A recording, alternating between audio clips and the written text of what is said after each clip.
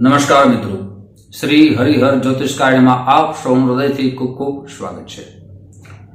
વિઘ્નેશ્વરાય વરદાય સુરપ્રિયાય લંબોદરાય શકલાય જગદ્ભીતાય નાગાનનાય શુદ્ધિયજ્ઞ વિભૂષિતાય ગૌરીસુતાય ગણનાથ નમો નમસ્તે.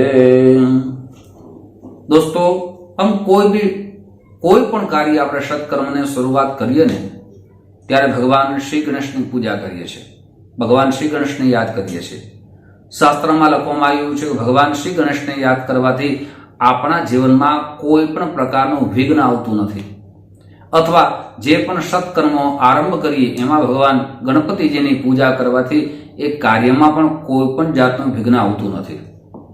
આજે તમારી સમક્ષ પણ એવા હું 3 પ્રયોગ રાખવા જઈ રહ્યો છું કે તમારા લગ્નમાં ખૂબ જ વિઘ્નો આવતા હોય અથવા અડચણ આવતી હોય તો આ 3 પ્રયોગમાંથી કોઈ પણ એક પ્રયોગ આપ કરી શકો છો.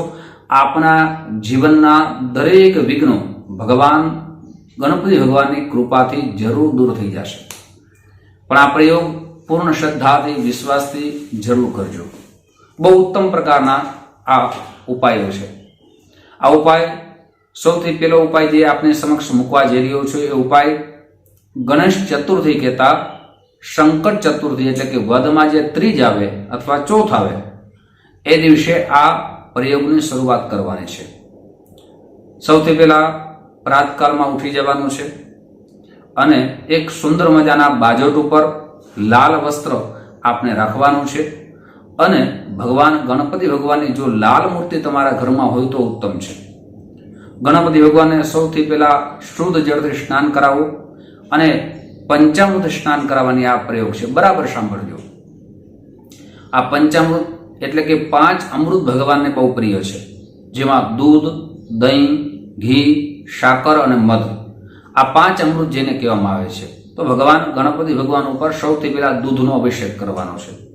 પણ દૂધનો અભિષેક કઈ રીતે કરવાનો છે તો કે આપને ગણપતિ અથર્વશીષ આવડતું હોય તો એ ગણપતિ અથર્વશીષ આપ બોલવાનું છે અને દૂધનો અભિષેક કરવાનો છે. અને ભગવાન ગણપતિને અભિષેક કરો અને આપણે ગણપતિ અથર્વશીષ ના આવડતું હોય તો આપ અત્યારના યુગની અંદર ઘણી બધી એપ્લિકેશનોમાં ગણપતિ અથર્વશીષ સુંદર મજાના ઉત્તમ પ્રકારનું ડાઉનલોડ કરી લેજો, અથવા યુટ્યુબના કોઈ પણ વિડીયો સારો સંસ્કૃતમાં સુંદર હોય એ ડાઉનલોડ કરી લેજો અને ગણપતિ ભગવાનના અથર્વશીષનો જ્યાં સુધી પાઠ થાય ત્યાં સુધી ગણપતિ ભગવાનની ઉપર આપ દૂધ ચડાવવાનું છે અને ઓમ ગણેશાય નમઃ, ઓમ ગણેશાય નમઃ આ રીતે તમારા મનની અંદર સ્મરણ કરવાનું છે. દૂધ ચડે 2 પાઠ થાય ત્યાં સુધી દૂધ આપને ચડાવવાનું છે.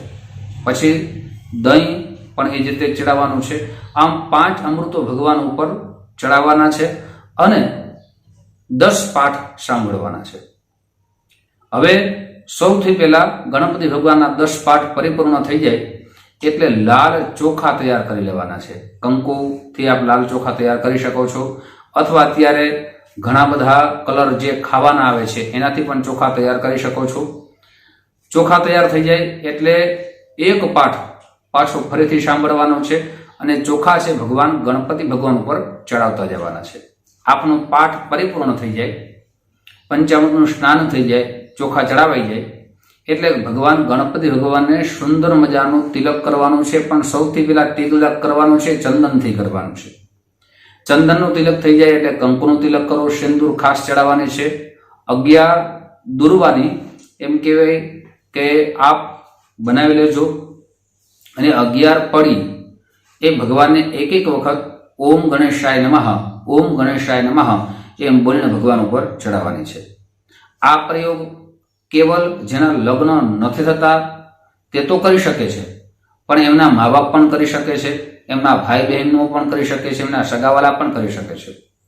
અને જ્યારે પાઠ પરિપૂર્ણ થઈ જાય, ભગવાનની પૂજા અર્ચના થઈ જાય, ભગવાનને ધૂપ અર્પણ કરવાનો છે, દીપ અર્પણ કરવાનો છે, ભગવાનને ભોગ માટે ઉત્તમ પ્રકારના લાડુ પણ અર્પણ કરવાના છે અને ભગવાનના કાનમાં તમારી જે પણ સમસ્યા છે, લગ્નની સમસ્યા છે, તો ભગવાનના કાનમાં પ્રાર્થનાપૂર્વક હૃદયથી પ્રાર્થના કરવાની છે કે ભગવાન મારા જે પણ લગ્નમાં વિઘ્નો આવે છે એ આપની કૃપાથી દરેક પ્રકારના વિઘ્નો દૂર થઈ છે.